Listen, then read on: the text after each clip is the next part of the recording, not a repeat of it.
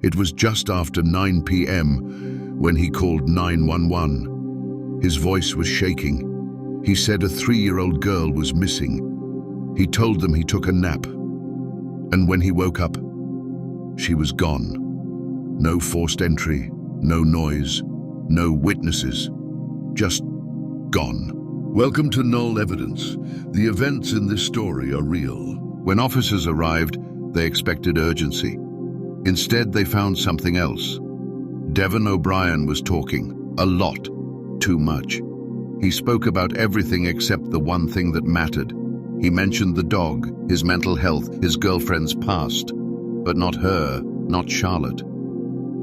Inside the home, the atmosphere felt wrong. Clothes were scattered, surfaces were unclean. There was a sense of disorder that went beyond mess. And then officers noticed it. Blood. Small traces at first, on the sink, on the walls, in places that didn't quite make sense. Devon had an explanation ready. He said he had cut himself, but something didn't add up. The shower was wet. The drain held vomit. It felt recent, too recent. As officers began searching the area, more inconsistencies surfaced. Neighbors said that earlier, Devon had come outside, but he hadn't asked about a missing child, only the dog. At the same time, Miranda, Charlotte's mother, wasn't rushing home. Even after hearing her daughter was missing, she stayed away longer than expected. It was a small detail, but it lingered. Then came the moment that changed everything. Behind the trailer, inside a shed, there was a storage tote. One officer reached inside, shifting it slightly, and immediately pulled his hand back.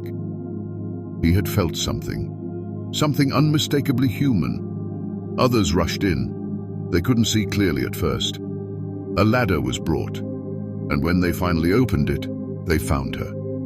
Charlotte, inside the tote, still, cold, gone. Within minutes, the entire situation shifted. This was no longer a missing persons case, it was a homicide.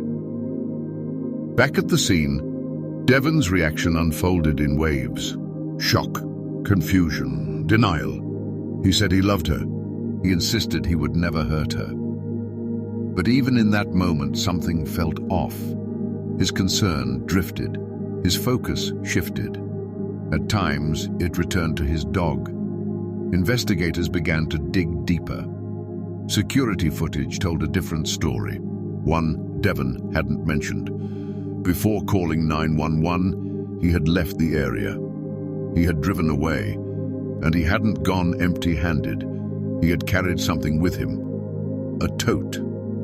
During the 911 call, he claimed he was lifting his dog, but the footage suggested otherwise. Inside the home, forensic evidence continued to build. Blood patterns didn't match his explanation. Signs of cleaning were visible. Attempts had been made, but not well enough. The scene was starting to speak for itself. In the interrogation room, Devon's story began to unravel further. He spoke about dreams, about a battle, about a demon. He described what he called a holy war happening in his mind while he slept. He said he was fighting something, defending himself, but the details were unsettling. Because what he described didn't sound like a dream, it sounded like what had happened. Blunt force trauma, cuts, strangulation, even a bite mark. Piece by piece, the line between imagination and reality blurred. What he framed as something abstract mirrored something very real.